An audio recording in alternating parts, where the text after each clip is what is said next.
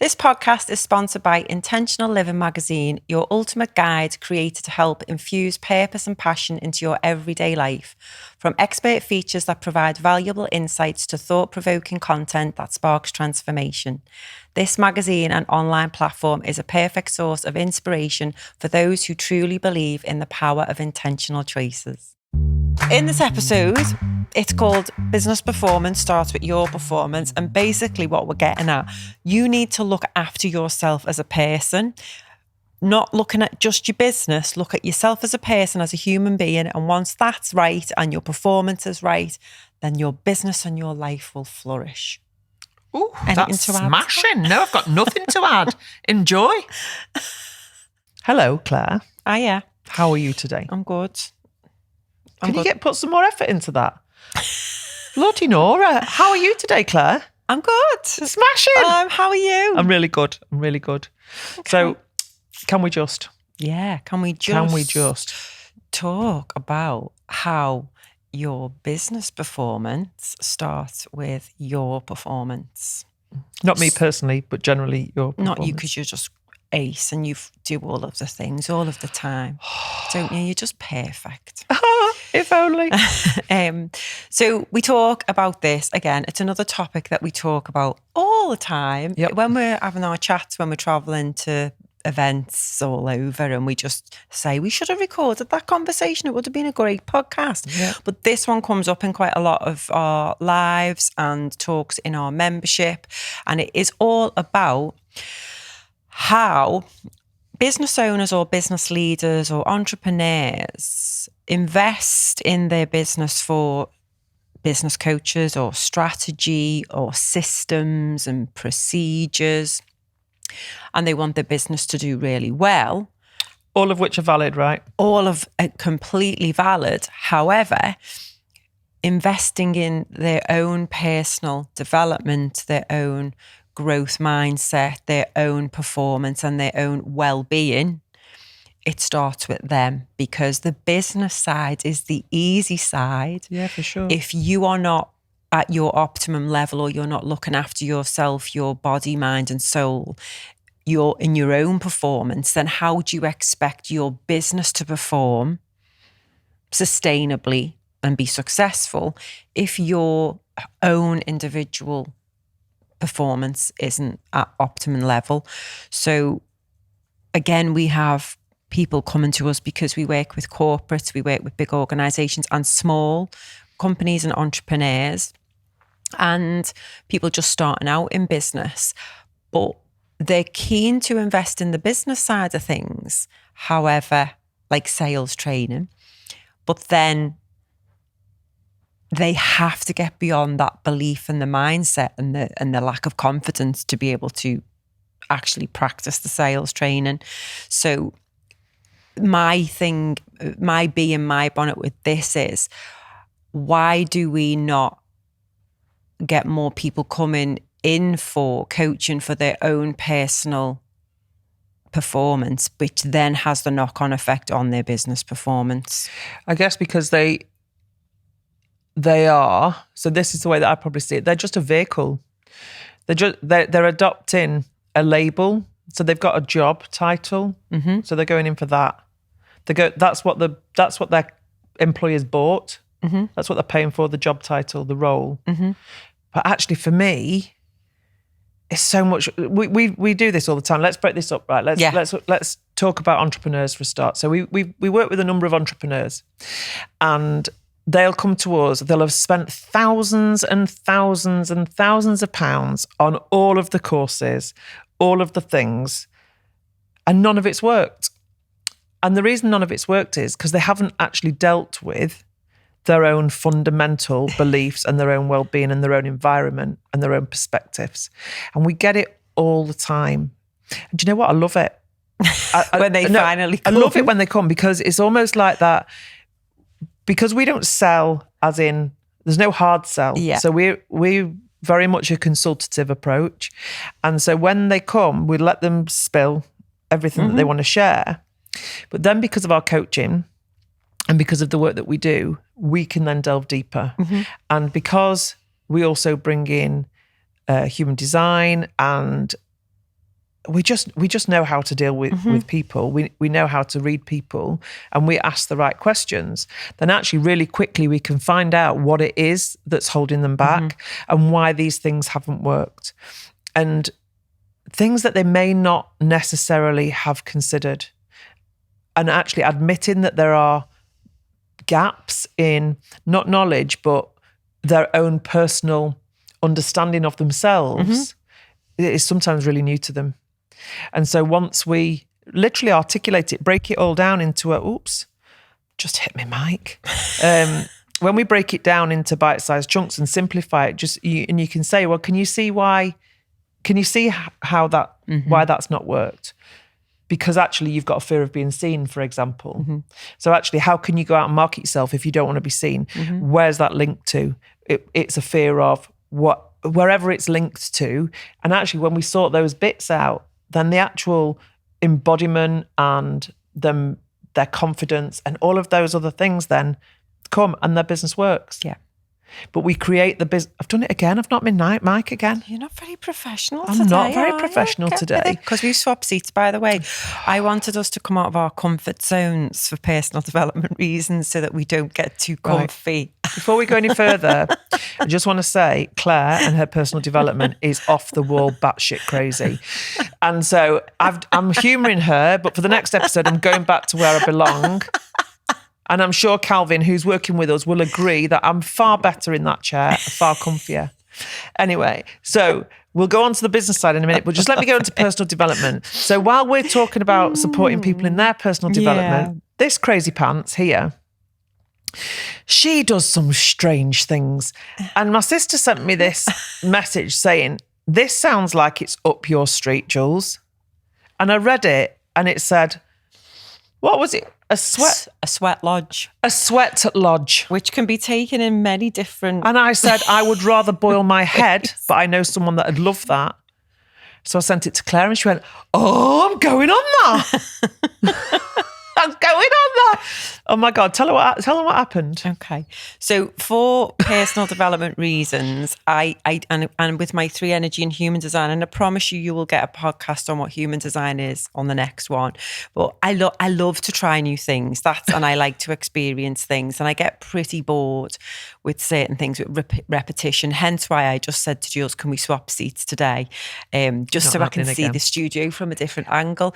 But yeah, I do things differently. So personal development for me is obviously meditation, it's climbing mountains, it's being in nature, it's sitting with me dogs, and it's sitting in something called a sweat lodge, which is something that it's like a whole entire day process where you go to the land, and that's the land that you're going to obviously build this lodge on. And the lodge is made out of branches, twigs, like parts of trees and covered in blankets. But that whole process is together with the community of who are going to go into that lodge with you to sit in darkness and stillness in the heat.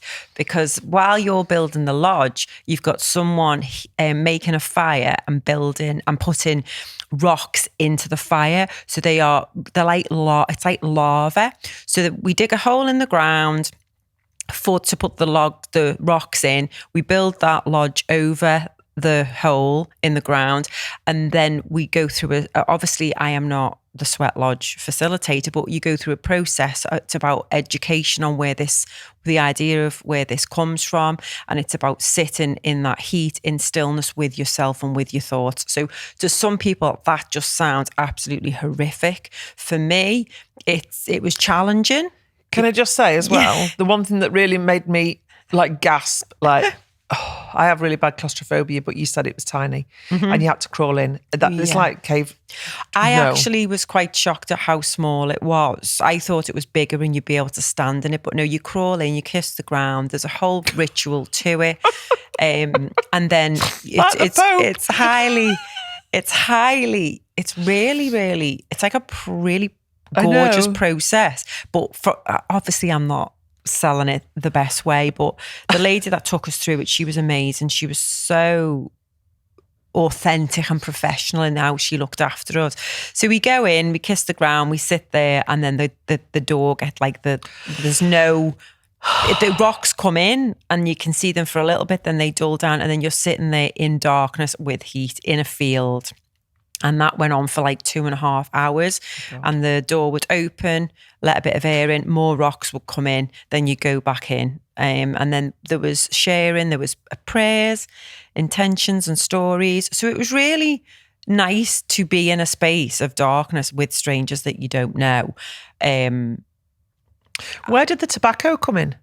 The story of tobacco was about where that comes from and how the traditional aspect of it, about how, because it's a plant, it's seen as like really, it's an ancient, like a ritual piece. Okay. And so at the end of that, we made up like necklaces out of cloth and tobacco, and we took them into the lodge with us. And then on our way out, when we actually came out, and you could come out that lodge whenever you wanted to. I stayed for the whole thing because I'm just dead hard, aren't I? I'm just well hard. No, I was okay with it. The only thing that bothered me was prior to that, I got bit. There was loads of midges in the field, and at the next day I had 44 bites all over the body, mostly legs. So that was the worst part of it. But actually being in the lodge was good because it got me to sit with the fears of, oh God, it's getting too hot. I want to get out. Oh my God. And then it was like, no, just sit with it, breathe. I just feel sick. And it brought me to that present moment, which is what we always talk about. So that was pretty mega, and I would go and do one again. But that's probably one of the most extreme things I've done. And to some people that might not be extreme, and to others that will be absolutely, oh my God, you are batshit crazy. No, don't do it. Because personal development doesn't have to be that. It's something that takes you out your comfort zone, but you also, it's not where it's going to traumatize you. Do you know what I mean? So for me, it's sweat lodges, it's mountains, it's meditation, it's going to the gym and trying a new class out. It's speaking to different people. It's trying new things in business. That helps me grow. So tell us what your piece is on personal development and how that helps you with your performance. My personal development is, it's like everyday something. What Rituals. Can I learn today? How can I be better today than I was yesterday? Define better, accept a level of acceptance that actually you don't always have to be brilliant. And you know, getting out of bed is like it used to be for me. Getting out of bed was a big deal. So actually, just some of that. There's obviously meditation, there's journaling, there's aromatherapy that I still use every single day. The stuff that we do, we belief code, we work on alchemy, still alchemizing every single day, the different things that are happening, because personal development doesn't stop. No. And I think that, like the sweat lodge thing, if we go back to the corporate side of what we were talking about and performance, what you find that corporates generally do is take their executive team or their sales team or whatever out on something like a sweat lodge. An away day. Yeah. And that's it for the year. Yeah. Right. Yeah. But actually what would be better for that, whilst it's a great experience, what would be better is really investing in each individual of that team and really understanding their brilliance beyond the CV. And when we actually dig into their brilliance and they acknowledge it and they can see their brilliance and they've not realised it, and because they check in their brilliance when they walk in the door of work, because they're a label there and a role. They're sticking to the task. They're sticking to the task in hand. Imagine that, like, you literally, lots of employers are sitting on gold mines because they've got untapped amazingness within him. So, and so that's why what we do with corporates doesn't look the same. So you could call it sales training, and if it's a budget issue around, oh, we've not got wellbeing training, no, we've not got anything, we've got no budget for wellbeing, but actually you've got a budget for sales training. So what we do increases performance because actually when someone is firing on all cylinders and is holistically well and holistically embodied in their personal brilliance, then they're going to shine. Because the self-belief and the confidence is there for them to go after that. And the return on investment is it 20, 25%? Yeah. Yeah. So just to humour, should I about to say humour? Because you're funny. Just to let our audience know, our listeners know, what does your personal development look like? So you've got some examples for other people, because it could be something like journaling, couldn't it? So for me, what do you do? I've just said my batshit crazy stuff. But I don't do anything as batshit crazy as that. So what I will do is, so a daily thing for me will be, I pull a card every day, either an oracle card or, and again, that's that just gives you something to journal about, or it gives you something to be present about and with, and we do it for each other, don't we? So like if we're online on Zoom, I'll just say, all right, I'm going to pull you a card, and you go, okay, and we feel into that. When we say card, just because some people might not know, so it's like an oracle card, like an oracle card, an angel card, yeah, just so it gives you some food for thought, yeah, and so that you're present in that thought for the moment. How can you embrace those thoughts throughout that day? That's important. I also do cold water therapy, which is like chunky the Wim Hof dunking. weather, and I call it chunky dunking. Yeah, the days of skinny dipping for me are beyond me. So it's now very much a chunky dunk, and so I belong to a membership. I belong to the Ice Warrior membership, and we go to different lakes and stuff to dunk once a month, and that comes with breath work, and the breath work is off the scale amazing. I'm just thinking back to that breath work meme thing that you sent me the other day when it was saying, don't call it breath work, it's just breathing, you dicks. Yeah, do you remember? yeah. Russell Kane. So what we do there is we literally do like 40 minutes of proper hardcore breath work, and then we walk down to the river, and then we get in. And the first time I did that, cold is my nemesis. Yeah, absolutely. I hate being cold. And the first time I did it, I was in woolly jumpers, tracky bums with long johns underneath, with my cosy on top, with like 3 pairs of socks, wellies, and I walked down to the lake, and there was ice on the ground. It was 0 degrees. Yeah, and we lay on a tarpaulin and did the breath work, and then stripped off, and the water was 4 degrees. They're like breaking the freezing, and we went in, and it was amazing because it was bloody painful. Don't get me wrong with the first one, but I just knew from that moment on that I could do anything. Because that was the biggest thing for me. Like, there was no bloody way. I struggled to get in the sea in Ibiza. In October, I was like bloody freezing. I said, I'm not going in there, you madhead. So, but again, it's that growth mindset of just coming out the comfort zone. And that was the same with me with the sweat lodge. I'm still having my chair back after this. Yeah, so it's that. So now we've got a chunky dunk out at home, like an inflatable one. And it's something that I was going to do it this morning and forgot. But then what I would do is do it in the evening, because it's amazing for your endorphins. It helps with pain. It helps with there's so many fantastic benefits to cold water. And if you haven't got a chunky dunk pond or a pool or a tub, you can just turn the shower on cold at the end of your shower. For about a minute. I would rather jump in a lake than do that. Yeah, that just feels sadistic to me. But again, that's some people do that every morning, don't they? Because that works for them. And that works so it goes back to what works for you and what's going to challenge you. So what else do I do? I do my meditation, and again, even when we're busy, it could be like 6 minutes, but I'll just do it.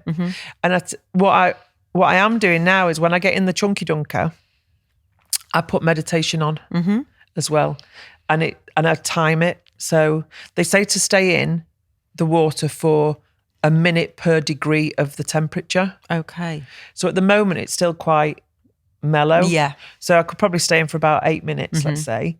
And that's long enough. So I'll find a meditation that lasts for that long. And then I know I can get out when it's finished.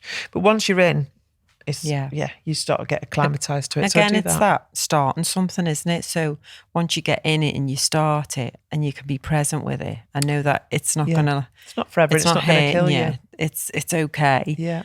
And even if you're feeling rubbish, right? Like if you're feeling really a bit flat, the best thing you can do is jump in there. So these are like things, and also gratitude. Yeah. You know, we practice gratitude every day, and I feel that we don't just say the words; we actually feel that gratitude. Yeah.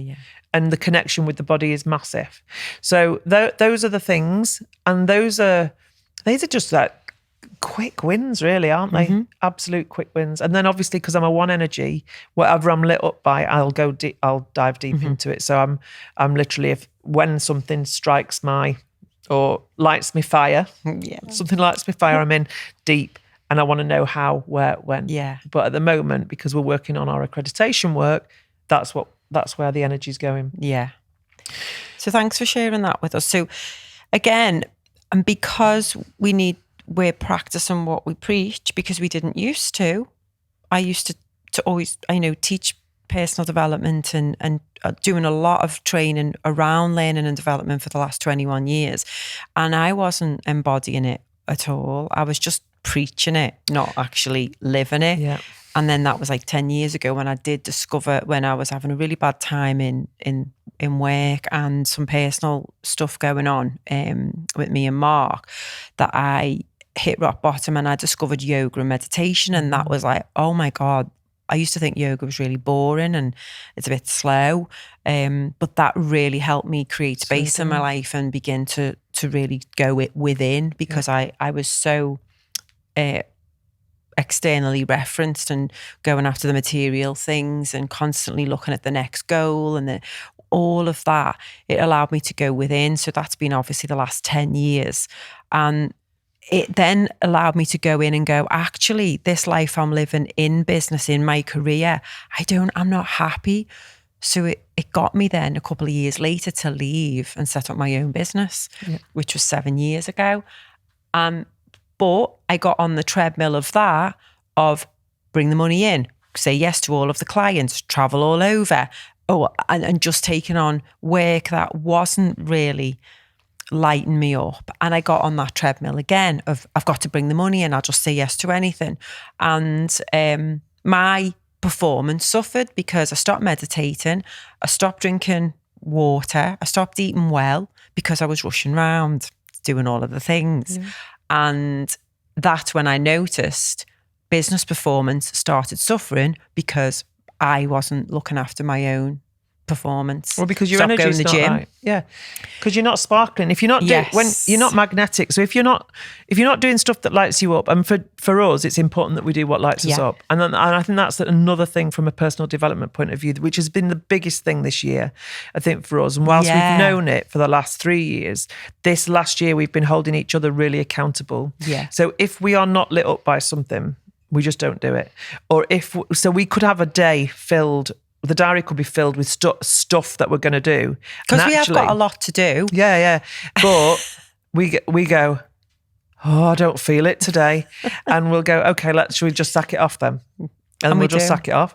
Because we know that sometimes you have to stop so that you can start off again. And there's no point in us wading through treacle to get stuff done, because actually we're not only not lighting ourselves up, but we're not doing anything for humankind, because our energy is required. And if there's no point in sharing stuff if we're not firing on all cylinders, so we just don't. Yeah. So that's really important. And that's huge for me, because I used to force myself to do things on the list. And I've said this before, it could take me 5 hours to do that thing on the list, and I forced myself to do it. And if I'd have just waited another day or so, it probably would have took me an hour.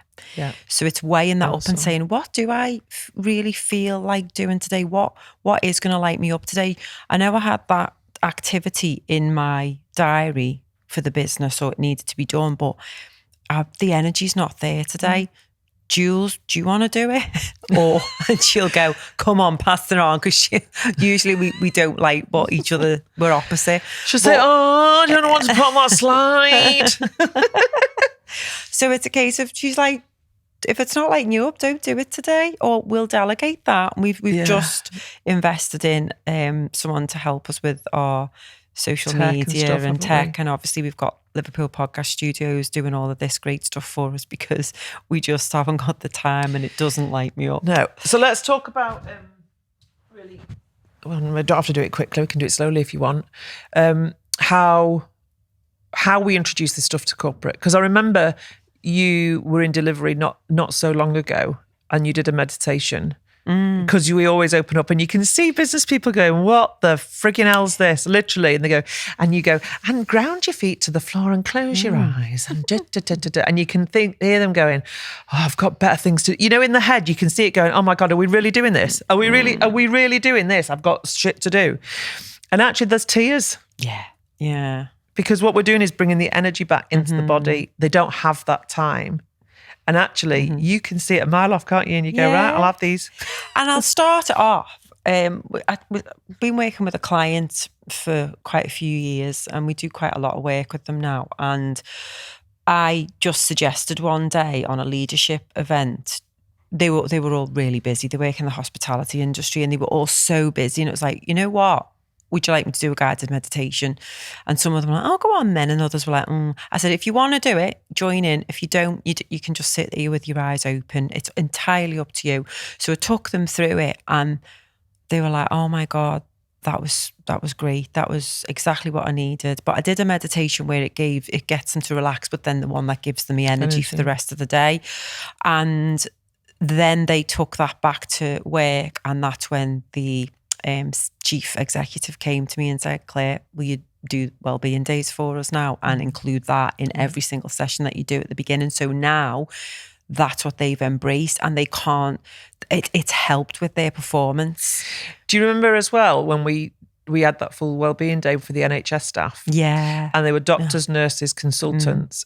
And when we got the feedback from it, the biggest thing that they loved was the aromatherapy and the meditation. And if they could have laid there all day in guided meditation, they would have done. Because they needed it. Because they need it. Because they're in constant fight and flight, aren't they? Working in those departments where they're busy, the stress is there all of the time. There's always targets, there's always patients, or there's always clients, there's always reports to do, there's always money to save.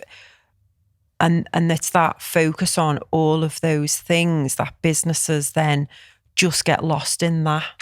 And they forget about the people behind the performance. So if we create, and again, we always laugh, don't we, say, well-being isn't just about having a bowl of fruit and doing a yoga session once in a while in the office. It's every day, and it's understanding each individual and what works for them, giving them the tools to be able to pick and choose what works for them. And then when you find that time and space for you, you've got the energy then to put into your work and into your passion. And then it could even be that we've worked with people that they decide to leave an organisation because they've took that time internally to say, this job actually isn't for me. What do I want to do? I actually want to go and create my own business, or I actually want to retire and spend time with my grandkids. They've been some of the things that have come up, and they've gone, wow, I've just been so stuck on that treadmill of doing. I've not even reflected on what I actually love. I've forgotten who I am. So it takes you back in, re-energizes you, and then refocuses you to go and perform in life. And then the results come that way. Yeah.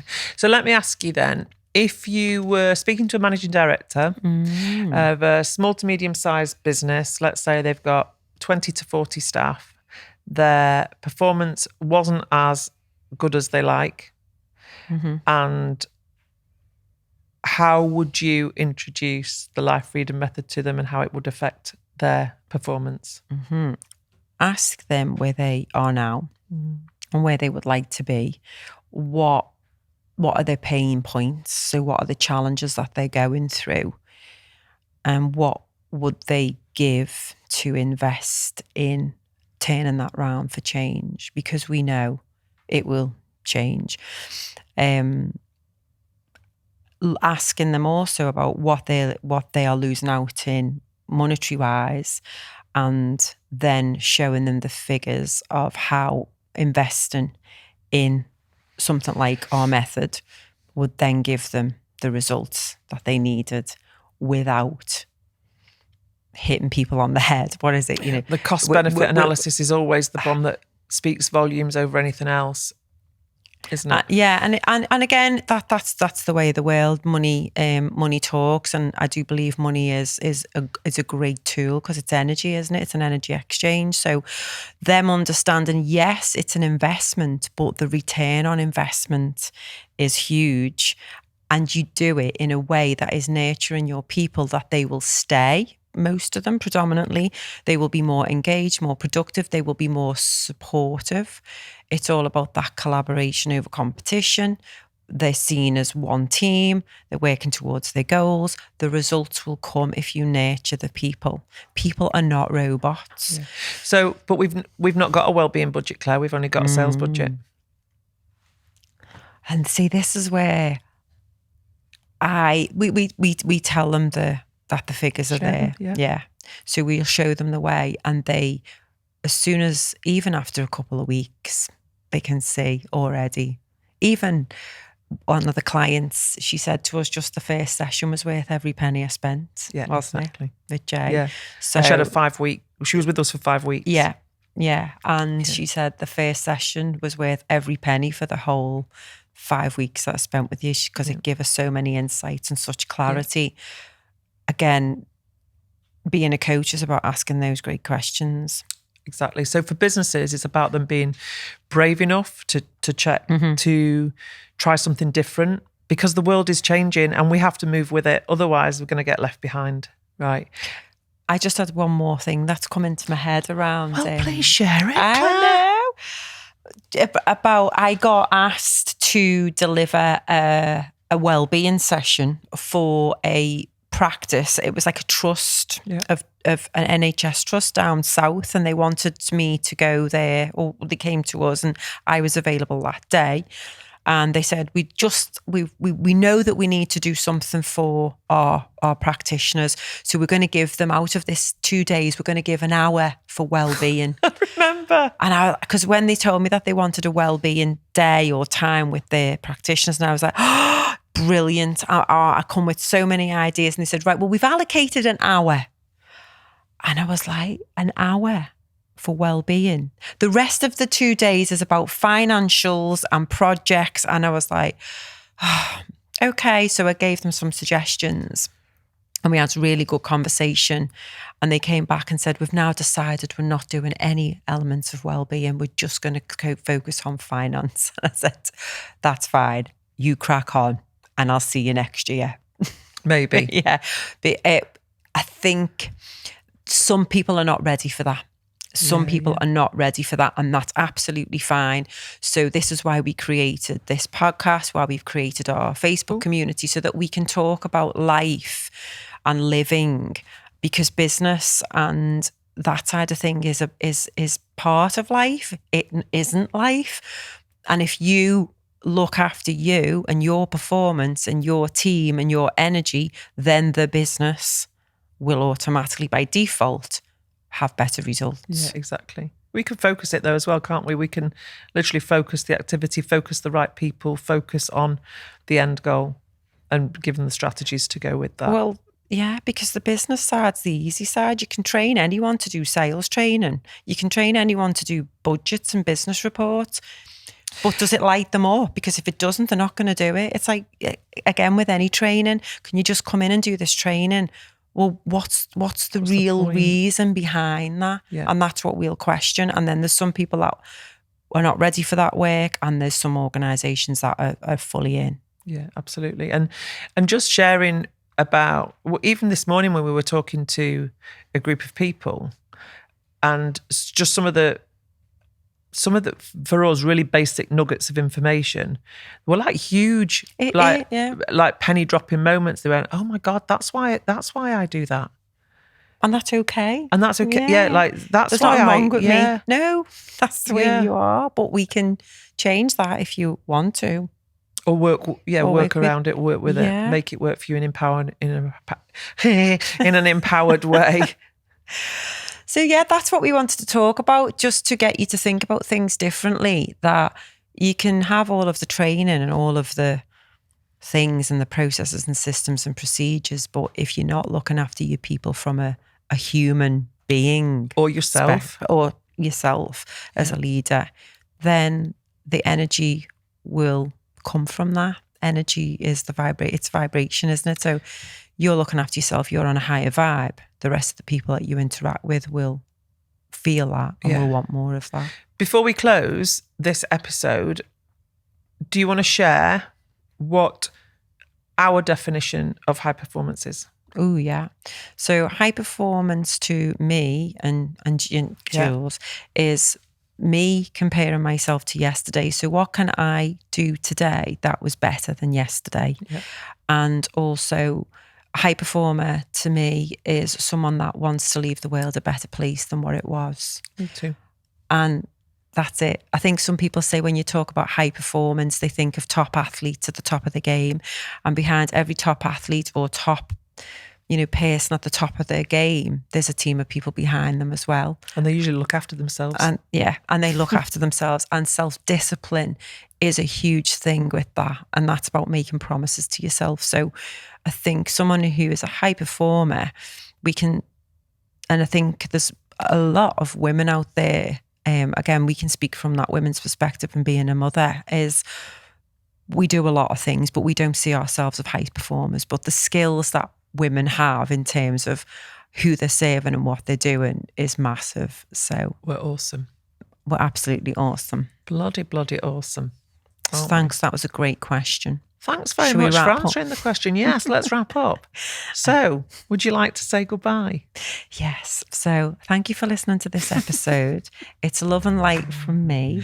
And it's ta-ra from me, and I'm going back to my chair. No, I like sitting here.